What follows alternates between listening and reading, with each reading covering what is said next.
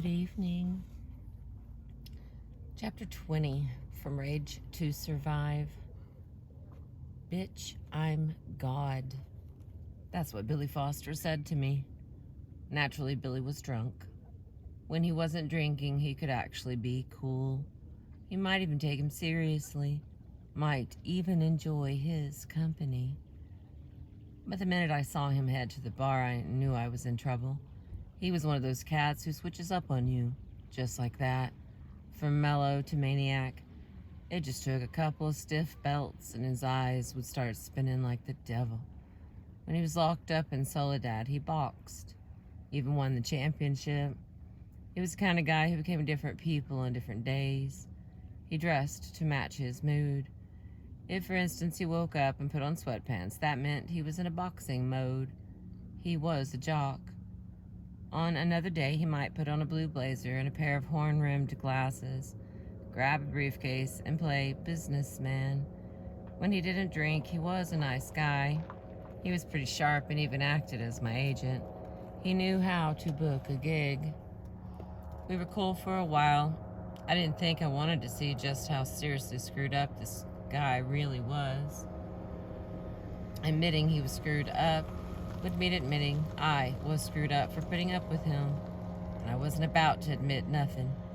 I was struggling to stay clean, and this man seemed to offer something steady. He had some land over in Lancaster. I thought he had a little money, but I wound up paying for everything. He took me out to nice places. He made the music scene and seemed interested in upgrading my career. For long periods of time, when he wasn't drinking, he could be loving and considerate, but if he was in some club and even looked at a drink, I'd sneak out of there, grab a cab home, and lock his ass out. We had some heavyweight battles. Only two men beat on me, and they both did a hell of a job. The pimp and Billy Foster. The pimp was the first, and I never fought back, because I was too scared. He had a reputation as a murderer. I knew he was psychotic. The boy had blood on him. But by the time I hooked up with Billy, my eyes were open. From my experience with the pimp, I had learned that if a sucker's gonna knock you out, you may as well fight back. So when Billy came home screaming like a lunatic and throwing me out of bed, beating me upside the head with his fist while I screamed, "Oh God, why are you doing this?" And he replied, "Bitch, I'm God, and never forget it." When that happened, I found the strength to grab a knife, stick it in his back, and leave it there. Another time I stabbed him with a fork and was about to stab him again when my hand got in the way and I drove the fork into my own skin. Other times I got in blows. I'm not saying I got the better of him. Sometimes he beat me silly, beat me so bad you would not recognize me. But at least I kicked back. I stood up for myself. And to this day he's still carrying a few scars made by me, souvenirs of my rage. It took a while. It took years, but I finally realized that Billy was really a wannabe pimp who hung out at after-hours joints, like Frank's Veterans Club on Broadway in Slauson, where he'd try to catch waitresses, but he didn't even have the looks or chops to be a legitimate pimp. I'd hear about Billy when I'd get thrown into Sybil Brand, the women's prison on Eastern Avenue. LA had this under the influence law. If you were caught with tracks on your body or drugs in your possession, you automatically got 90 days. Well, I served plenty of those 90-day sentences. Me and Foster would get busted. He'd hand me the shit. I had the tracks, and I'd take the rap. Compared to Cook County, though, Sybil's house, that's what the girls called it, was a picnic. The rougher gals, those already sentenced to serious time, were in maximum security. The rest of us were waiting to get sprung. Well, lots of the streetwalkers knew Billy. They didn't think much of him, but I was still blind. I look back now and see signs I should have seen but didn't. For instance, Billy did not believe in God. When he was juiced, he really did believe he was God. When white people say they're atheists, I don't think much about it. But when a black person starts talking that way, I get nervous. We were raised on God. Sometimes when Billy was sober, I'd ask him how he was raised. This was before I knew the first thing about psychology, before I myself had undergone any psychotherapy. I was just curious. I wanted to know why he hated women. If you hate women, I told him, you must hate your mama. I do, he said. I hate her because she died and left me. Later I found out his mama had died of syphilis when he was only 3, syphilis that came from his father. Our fighting continued. We'd be in a club and he'd snatch my wig off my head, just out of meanness, and throw it clean across the room. I remember being in Cleveland, where we were living over at Louis' Lounge and hanging out with Jim Brown, the football player. I was gigging and giving my salary to Billy, who got into a crapshoot with some big-time gamblers. He lost all my money and then tossed his empty wallet out into the hallway, claiming he'd been mugged and robbed. Another time, I bought me a darling little spider monkey, who we took with us to Washington, D.C. Excuse me. Guess I was still looking for a baby. We carried him in a covered cage on the plane. But Billy was always removing the cover to show off the monkey, even when we got to Washington, where it was bitter cold. Well, the monkey caught pneumonia. Billy felt guilty and tried to save him by shining a scorching heat lamp all over his body. I didn't know any of this had happened, and the next day when I got up and looked in the refrigerator of our hotel apartment, I saw this big, thick paper bag. I picked it up, felt how heavy it was, and wondered what could be inside. When I looked, I saw my monkey. He had died, and Billy saw fit to stuff him in a bag where I would find him, in the refrigerator. I wasn't the only one with a troubled relationship. Take, for instance, Ike and Tina Turner. Ike was a promoter as well as a great band leader. He had the after hours business in Black LA, all sewed up. Ike ran a show like clockwork. You were on and off in a flash. No long jams, no endless vamps. Bim, bam, thank you, ma'am. We were running in the same circles. He'd come up with ideas, like the Battle of the Girl Singers, Etta James versus Tina Turner. The billing drew a crowd, but the concept was bullshit. I've never been in the battle other singers. I've never been into battling other singers. I don't consider singing a contest. How do you judge? Range? Power? Well, Billie Holiday didn't have much of either, but Billie Holiday was one of the most powerful singers in the history of singing. That's because you can hear the power of her soul. Anyway, I went along and sang with Ike's band, but I never did duel with Tina. What would be the point? Tina can sing her ass off. She doesn't have to prove herself, and neither do I. For all his manipulations, or maybe because of them, I found Ike attractive. In those days, he wasn't doing drugs, at least not in front of me. Fact is, Ike was one of the cats who used to warn me, used to say drugs would eventually do me in. Ike always took an interest in me. Once he hit on me, and out of curiosity and certain fascination I've always had for him, I didn't turn him away. It happened over at the fort on Athens. I wondered whether it was part of his plan to build a rivalry between me and Tina. Turned out to be a one-time thing. Neither one of us was thunderstruck. In those days, Tina, like a lot of us gals, was still in a bubble. She had beautiful beaded dresses and 3 mink coats. Look what Ike bought me, she loved to say. She loved showing off her wardrobe. I knew that the clothes came from thieving women who were also in love with Ike, but I didn't say nothing. I always sensed Tina was terribly lonely. She'd spend her afternoons at the Save-On drugstore on Crenshaw, trying on makeup and buying lipsticks. When it was time to rehearse, she was a hard worker. She would do anything for Ike. Once they came to see me at the California Club.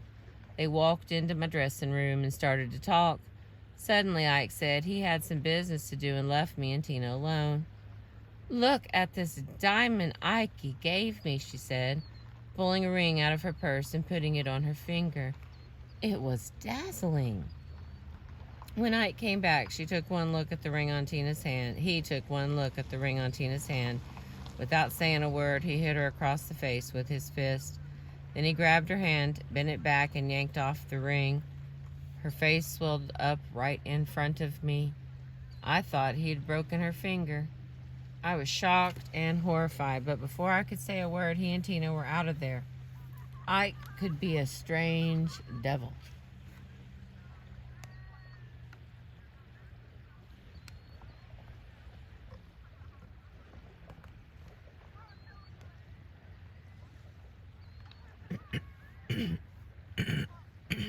Excuse me.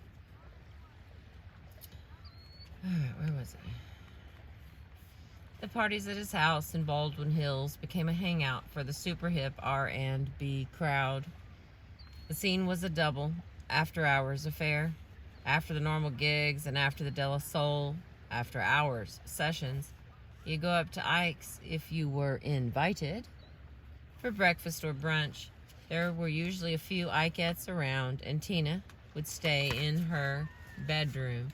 Sometimes she invited me back there to show me some new clothes. Her closets were always bulging. Tina reminded me of Aretha. We were all going through similar hell with men, but never talked about it. If there was an understanding, it was silent, hidden in a secret, part of ourselves we were too scared to look at. On the surface, the vibe at Ike's was mellow. Party people getting down on eggs, sausage, pancakes, and oodles of maple syrup. It was not an out-in-the-open dope scene, at least not when I was around. If I was in one of my dirty periods, I'd sneak into the bathroom and get high on the sly. The drug culture creatures, me, Bobby Womack, Larry Williams, would sit there and listen to Ike's long raps about how we better take care of business. Ike was a ruthless businessman. I know he had some crazy dope days, but that came later. In the mid-60s, he was still the stern schoolmaster, and it felt like we were his disobedient students. Larry Williams might have been the most disobedient of all. You'll remember Larry as the Bony Maroney and Short Fat Fanny man. He was a New Orleans boy who'd moved to Oakland, sung with the Lemon Drops, and hooked up with Lloyd Price as a piano player. His only hits came in 1957. He kept trying Dizzy Miss Lizzie, You Bug Me, Baby, but he could never come up with another smash. That didn't keep him from making lots of money. Truth is, he had bread when most of us were broke. Turned out Larry Williams was one of the best second-story men I'd ever known. He was a cat burglar. See, Larry was a yellow boy, a Creole with a fine, light complexion. He saw us as soulmates. For a long time, he carried a torch for me. Because I've never been physically drawn to light-skinned brothers, I didn't go with him, but we did become buddies. Larry had these gorgeous hazel eyes and a Taurus the Bull personality. He drove a big old Eldorado with a bold Taurus the Bull on the hood. He wore around his neck an 18-karat gold Taurus the Bull with flaming ruby eyes. Larry was the cat who looked like Superfly before Superfly even flew. He was the flamboyant ringmaster, the Zulu king. He stepped out with huge, sparkly silver platform shoes, with live goldfish swimming inside the see-through heels.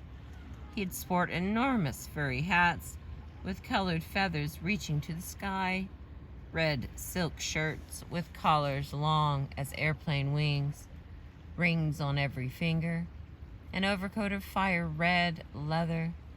One time he owned a club in L.A. called the Bossa Nova. He was a pimp. He had his women, drag broads, thieves, high-priced hookers, stealing for him night and day. And they wouldn't be copping no knickknacks. They'd be dropping off fine coats of ermine and fabulous fox. Matter of fact,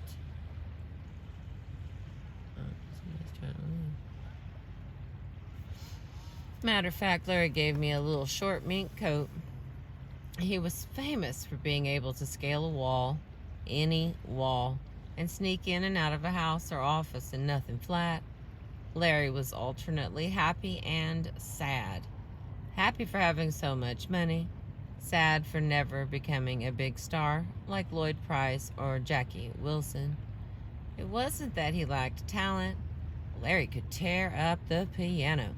He was in a class with all those New Orleans cats. Professor Longhair, Fats, Alan Toussaint. He brought him a big house.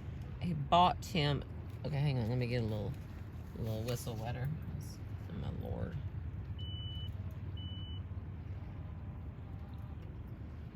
All right.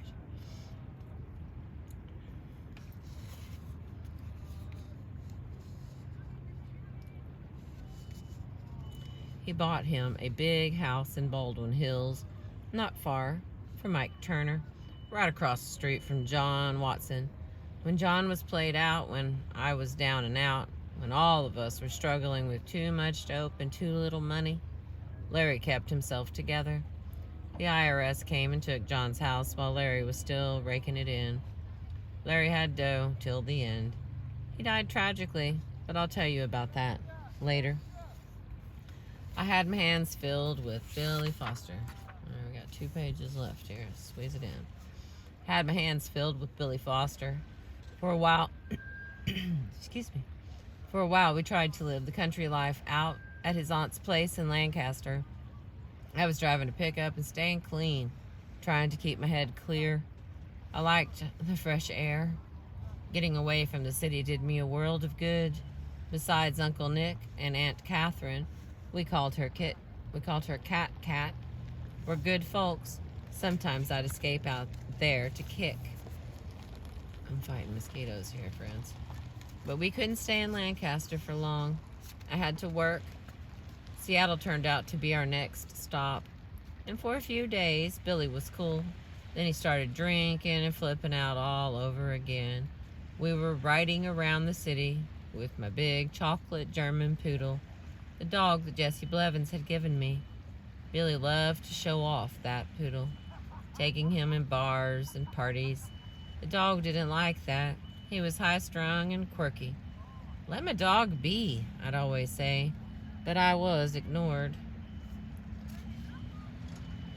Well, this time when Billy opened the car door, the poodle ran out into the traffic and was hit by a truck. I freaked. Billy dumped the dog into the trunk. I started screaming bloody murder, but it was no use. Billy was laughing. He thought the incident hysterical. By the time we got to a vet, my dog was dead. That led to another bloody fight. I got my blows in, but Billy started punching on me so hard I landed in the hospital. Not, though, before I pressed charges. The Seattle cops have pictures of me looking like I'd been tortured and burned.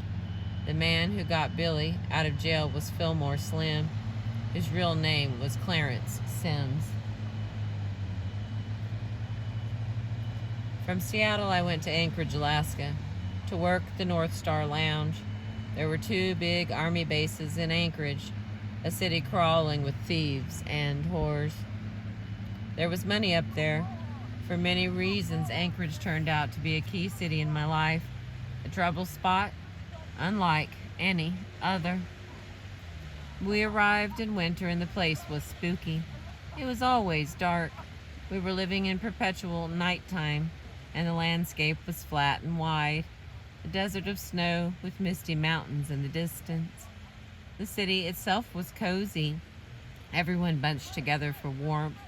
Eskimos mixed with blacks, squatters who cultivated land, flyboys from Elmendorf Air Force Base, soldiers and fishermen, bushmen in from the villages, guys who've been working the pipeline, shaggy-haired, horny men looking to get laid.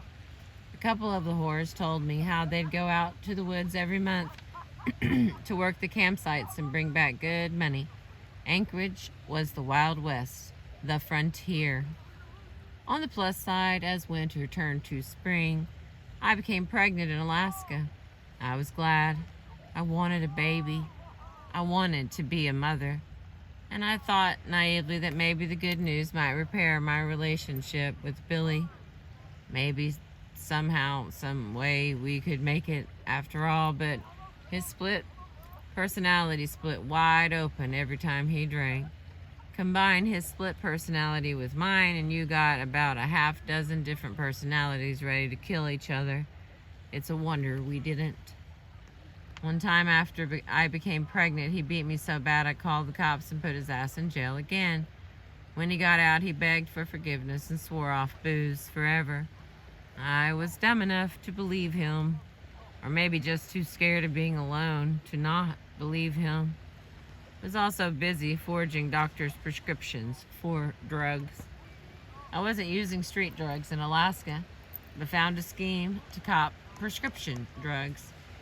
I'd met a woman named Barbara, a prostitute and a madam, who was my spitting image. She had my light-skinned, chubby build and my exact facial features. She and I worked together. Sometimes she'd go into a doctor's office and steal a prescription pad, then give it to me to fill out, or sometimes I'd get the pad. For a while, the scam worked. Then we got caught. A suspicious pharmacist told the cops he thought a prescription was phony. When they showed him mugshots, he identified Barbara, who was arrested and pulled into jail. Because we looked so much alike, they also came after me. So there we were, practically twins, these two blonde, big-legged women, standing in front of this guy at the police station. The pharmacist looked confused. Who could tell us apart? Then he asked us both to raise our skirts. He was looking for a certain marking. See, the day I gave him the prescription, I must have been wearing a short skirt, because he noticed a scar on my leg. That gave me away. I had the scar, Barbara didn't. So they hauled me into jail, where I stayed until we could raise bond. They warned me I'd have to come back to court for the trial. I promised I would, although I had no intention of ever seeing Alaska again. That is the end of chapter 20. And I've been reading to you from... Oh, Lord, it won't come clear. Got some language down here. I appreciate you.